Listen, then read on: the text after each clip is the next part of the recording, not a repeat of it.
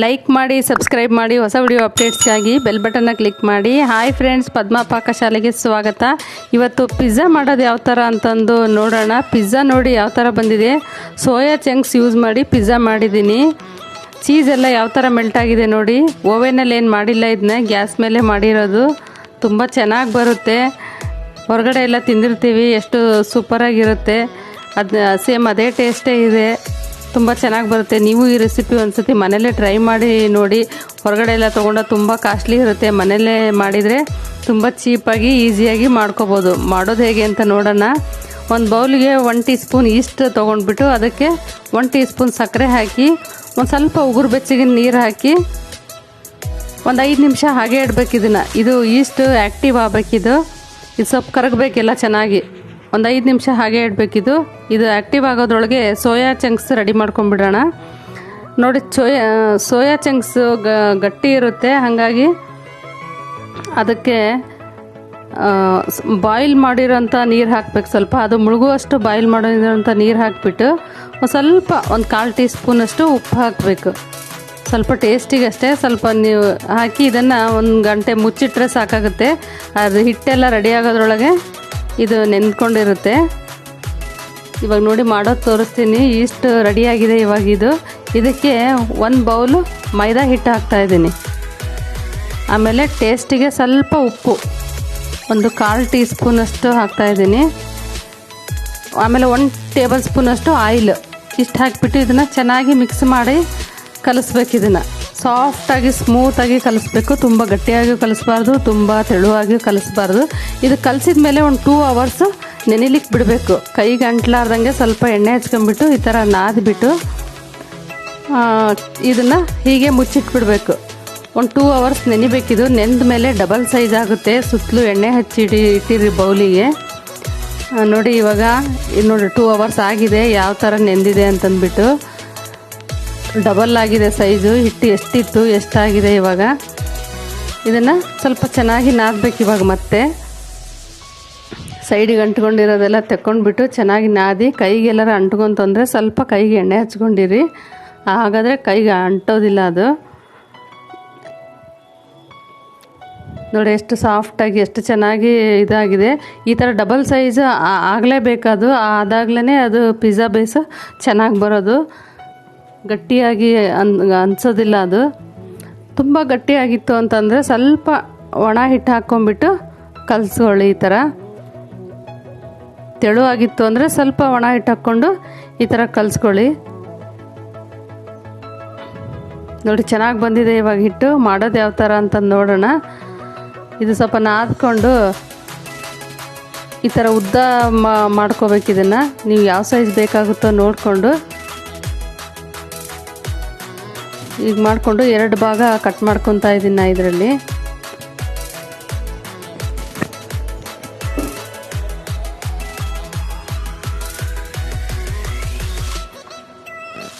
ಎರಡು ಭಾಗ ಕಟ್ ಮಾಡಿಕೊಂಡು ಅದರಲ್ಲಿ ಒಂದು ತೊಗೊಂಡ್ಬಿಟ್ಟು ಅದನ್ನೇ ಕೈಯಲ್ಲಿ ಸ್ವಲ್ಪ ಚೆನ್ನಾಗಿ ರೌಂಡ್ ಶೇಪ್ನಾಗ ಮಾಡಿಕೊಂಡು ಆಮೇಲೆ ಇದನ್ನು ಸ್ವಲ್ಪ ಲಟ್ಟಿಸ್ಬೇಕು. ಒಣ ಹಿಟ್ಟು ಹಾಕ್ಕೊಂಡ್ಬಿಟ್ಟು ಸ್ವಲ್ಪ ಚೆನ್ನಾಗಿ, ತುಂಬ ತೆಳುವಾಗಿ ಲಟ್ಟಿಸ್ಬಾರ್ದು, ಸ್ವಲ್ಪ ದಪ್ಪನೇ ಇರಬೇಕು. ಕೈಯಲ್ಲೇ ಸ್ವಲ್ಪ ಈ ಥರ ಮಾಡ್ಕೊಳ್ಳಿ. ಈ ಥರ ಮಾಡಿಕೊಂಡು ಒಂದು ಲಟ್ಟಣಿಗೆ ತೊಗೊಂಡ್ಬಿಟ್ಟು ಈ ಥರ ಲಟ್ಟಿಸ್ಕೊಳ್ಳಿ.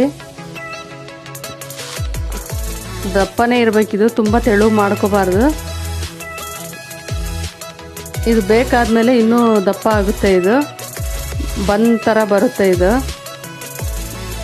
ನೋಡಿ, ಇವಾಗ ಇದನ್ನು ಕೈಯಲ್ಲೇ ಸ್ವಲ್ಪ ರೌಂಡ್ ಶೇಪ್ ಬರೋ ಹಾಗೆ ಈಗ ಮಾಡ್ಕೊಳ್ಳಿ. ನೋಡಿ, ಈ ಸೈಜ್ ದಪ್ಪ ಇದ್ದರೆ ಸಾಕಾಗುತ್ತೆ. ಒಂದು ಫೋರ್ಕ್ ತಗೊಂಡು ಎಲ್ಲ ಕಡೆ ಈ ಥರ ಹೋಲ್ ಮಾಡ್ಕೋಬೇಕು. ಅಂದರೆ ಚೆನ್ನಾಗಿ ಬೇಕಾಗುತ್ತೆ ಅದು. ಮತ್ತು ನಾವು ಹಾಕಿರೋದು ಟೇಸ್ಟಿಗೆ ಏನು ಹಾಕಿರ್ತೇವೋ ಅದು ಖಾರ ಅದೆಲ್ಲ ಚೆನ್ನಾಗಿ ಹೀರ್ಕೊಂಡಿರುತ್ತೆ. ಅಂದರೆ ಈಸಿಯಾಗಿ ಬೇಕಾಗುತ್ತೆ ಅನ್ನೋ ಒಂದೇ ಇದಕ್ಕೆ ಈ ಥರ ಮಾಡೋದು. ಆಮೇಲೆ ಸೈಡಿಗೆ ನೋಡ್ಕೊಳ್ಳಿ, ಚೀಸೆಲ್ಲ ಮೆಲ್ಟ್ ಆದಾಗ ಆ ಕಡೆ ಈ ಕಡೆ ಹೋಗಬಾರ್ದು ಅಂತಂದ್ಬಿಟ್ಟು ಸೈಡಿಗೆ ಎಡ್ಜಿಗೆ ಈ ಥರ ಮಾಡ್ಕೊಳ್ಳಿ. ಒಂದು ಪ್ಲೇಟ್ನಲ್ಲಿ ಇಟ್ಬಿಟ್ಟು, ನಾವು ಯಾವ ಪ್ಲೇಟಲ್ಲಿ ಮಾಡ್ತಿದ್ದೇವೋ ಅದರಲ್ಲೇ ಈ ಥರ ಇಟ್ಟು ಹೀಗೆ ಸೈಡಿಗೆಲ್ಲ ಈ ಥರ ಮಾಡ್ಕೋಬೇಕು. ದಪ್ಪಗೆ ಬರೋಂಗೆ. ನಾವು ಫೋರ್ಕಲ್ಲಿ ಮಾಡ್ಕೊಂಡಿರೋದೆಲ್ಲ ಹೋಗಿತ್ತು ಅನಿಸಿದರೆ ನೀವು ಇನ್ನೊಂದು ಸರಿ ಮತ್ತೊಂದು ಸರಿ ಈ ಥರ ಮಾಡ್ಕೋಬೋದು. ನೋಡಿ ನಮ್ಮ ಅತ್ತೆ ಮಾಡ್ತಾಯಿದ್ದೀನಿ, ಅಂದರೆ ಸ್ವಲ್ಪ ಬೇಗ ಈಸಿಯಾಗಿ ಬೇಕಾಗುತ್ತೆ ಅಂತಂದ್ಬಿಟ್ಟು. ನೋಡಿ ಸೋಯಾ ಚಂಕ್ಸ್ ಎಲ್ಲ ಸಾಫ್ಟ್ ಆಗಿದೆ. ಇವಾಗ ನೀರಲ್ಲಿ ಬಾಯ್ಲ್ಡ್ ನೀರಲ್ಲಿ ಹಾಕಿದ್ವಲ್ಲ ಎಲ್ಲ ನೀರಲ್ಲಿ ನೆಂದ್ಕೊಂಡು ಚೆನ್ನಾಗಾಗಿದೆ. ಇವಾಗ ಇದು ನೀರೆಲ್ಲ ಹಿಂಡಿಬಿಟ್ಟು ತೆಗಿಬೇಕಿದು, ನೀರೆಷ್ಟು ಇರಬಾರ್ದು ಆ ಥರ ಚೆನ್ನಾಗಿ ಹಿಂಡಬೇಕು. ಇವನ್ನ ಹಿಂಡ್ಬಿಟ್ಟು ತೆಗಿತಾ ಇದ್ದೀನಿ. ತೆಗೆದುಬಿಟ್ಟು ಒಂದರಲ್ಲಿ ಎರಡೆರಡು ಭಾಗ ಕಟ್ ಮಾಡ್ತಾಯಿದ್ದೀನಿ. ಸೋಯಾ ಚಂಕ್ಸ್ ಇಲ್ಲ ಅಂದರೂ ಪರವಾಗಿಲ್ಲ, ಮನೇಲಿ ಏನಿರುತ್ತೋ ಅದನ್ನೇ ಯೂಸ್ ಮಾಡ್ಕೋಬೋದು ನೀವು. ನಾವು ಸೋಯಾ ಚಂಕ್ಸು ಮತ್ತು ಆನಿಯನ್ ಯೂಸ್ ಮಾಡಿದ್ದೀನಿ, ಈರುಳ್ಳಿನ, ಆಮೇಲೆ ಕ್ಯಾಪ್ಸಿಕಮ್ ಹಾಕ್ತಾಯಿದ್ದೀನಿ. ನೋಡಿರಿ ಸೋಯಾ ಚಂಕ್ಸಿಗೆ ಸ್ವಲ್ಪ ಅರ್ಶಿಣ ಪುಡಿ, ಸ್ವಲ್ಪ ಖಾರದ ಪುಡಿ, ಸ್ವಲ್ಪ ಮಸಾಲ ಪುಡಿ ಹಾಕಿಬಿಟ್ಟು ಇದನ್ನು ಸ್ವಲ್ಪ ಹಾಗೆ ಕಲಸಿಡ್ತಾ ಇದ್ದೀನಿ. ಸ್ವಲ್ಪ ಅದು ಸಪ್ಪೆ ಇರುತ್ತಲ್ಲ ಸ್ವಲ್ಪ ಹೀರ್ಕೊಳ್ಳಿ ಅಂದ್ಬಿಟ್ಟು. ಮೊದಲೇ ಸ್ವಲ್ಪ ಉಪ್ಪು ಹಾಕಿದ್ನಲ್ಲ ನಾನು, ಇವಾಗೇನು ಹಾಕ್ತಾಯಿಲ್ಲ. ಇದು ಮಿಕ್ಸ್ ಮಾಡಿ ಸೈಡಿಗೆ ಎತ್ತಿಟ್ಕೊಂಡ್ಬಿಡೋಣ.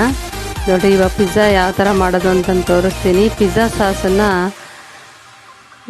ಹಿಟ್ಟು ರೆಡಿ ಮಾಡ್ಕೊಂಡಿದ್ವಲ್ಲ ಇದ್ರ ಮೇಲೆಲ್ಲ ಸಮಾನೆ ಈ ಥರ ಹಾಕ್ಬೇಕು. ಇದನ್ನು ಪಿಜ್ಜಾ ಸಾಸು ಎಲ್ಲ ಕಡೆ ಒಂದೇ ಸಮಾನೆ ಈವನ್ನಾಗಿ ಬರೋ ಥರ ಈ ಥರ ಸವರ್ಬೇಕು. ಒಂದು ಸ್ಪೂನು ಅಥವಾ ಯಾವುದರ ಸಹಾಯದಿಂದ ಈ ಥರ ಮಾಡ್ಕೋಬೇಕು.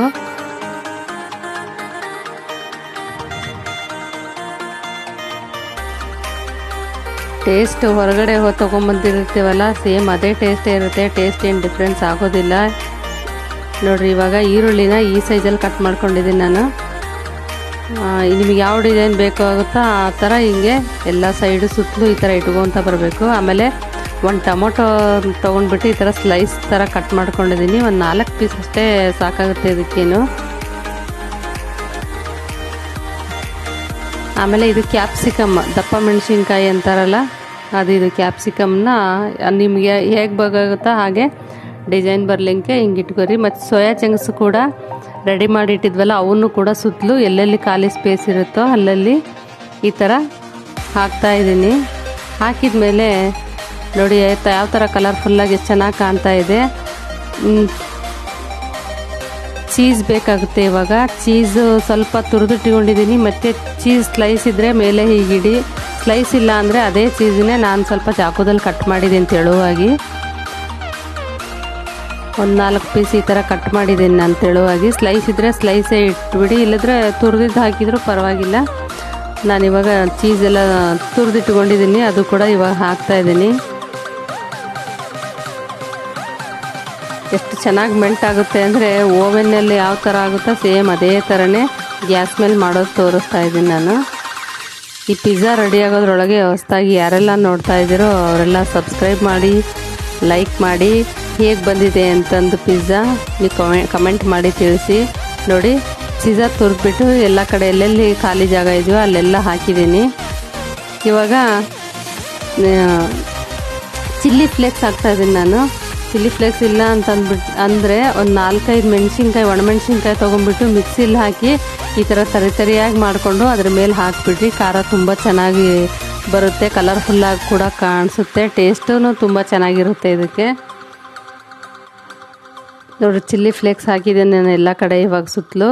ಇವಾಗ ಒಂದು ಗ್ಯಾಸ್ ಹಚ್ಚಿಬಿಟ್ಟು ತವಾಕಾದ್ಮೇಲೆ ಪ್ಲೇಟ್ ಇಟ್ಟು ಅದಕ್ಕೆ ಒಂದು ಲಿಡ್ ಕ್ಲೋಸ್ ಮಾಡಿದ್ದೀನಿ. ಇವಾಗ ನೋಡಿರಿ ಚೀಸೆಲ್ಲ ಮೆಲ್ಟ್ ಆಗ್ತಿರೋದು ಕಾಣಿಸ್ತಾ ಇದೆ ಇದರಲ್ಲಿ.